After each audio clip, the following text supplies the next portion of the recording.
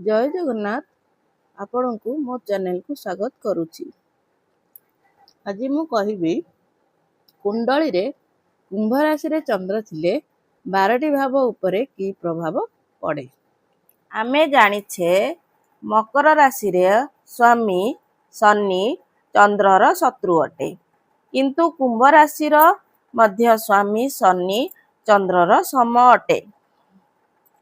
काहेकि ना मकर राशि पृथ्वी तत्व होइथिबारु शुष्क आउ ठंडा राशि अटे, जोठी चंद्र को नुआ सृष्टि करबाकू कष्ट हुए, किंतु कुंभ राशि वायु तत्व होइथिबारु चंद्र टिके फिलोसॉफिकल आउ मुक्त फील करे।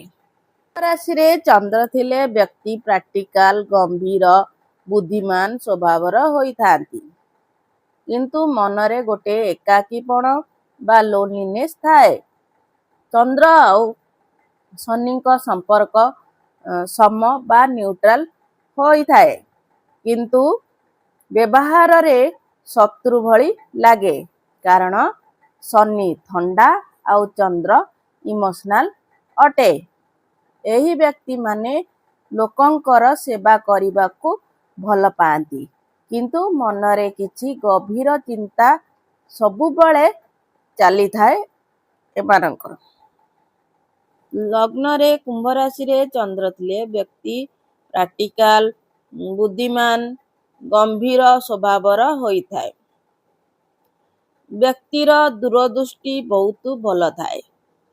नुआ नुआ आइडिया उपरे काम करिबाकू ताकू भल लागे। द्वितीय भावरे कुंभ राशि रे चंद्र थिले व्यक्तिर मनरे धन संचय रे इनोवेटिव आइडिया आसी थाए। तृतीय भावरे कुंभ राशि रे चंद्र थिले व्यक्तिर कम्युनिकेशन ने ओरिजिनालिटी देखा जाए। चतुर्थ भावरे कुंभ राशि रे चंद्र थिले व्यक्तिर घर कथा रे सीरियस नेचर हेई थाए। पंचम भावरे कुंभ राशि रे चंद्र थिले व्यक्ति इनोवेटिव आइडिया और रिसर्च रे निपुण होई थाए। संतान माने भी बहुत इंडिपेंडेंट होई थांती। षष्ठ भावरे कुंभ राशि रे चंद्र थिले व्यक्तिर बुद्धि द्वारा शत्रु को हरई थाए, किंतु गोड़ जंत्रणा प्रति सचेतन रहिबा दरकार। सप्तम भावरे कुंभ राशि रे चंद्र थिले पार्टनर गोटे भल सांग भली रही थांती। अष्टम भावरे कुंभ राशि रे चंद्र थिले व्यक्तिर अकल साइंस बा एस्ट्रोलॉजी ज्ञान रे मास्टर होई थाए।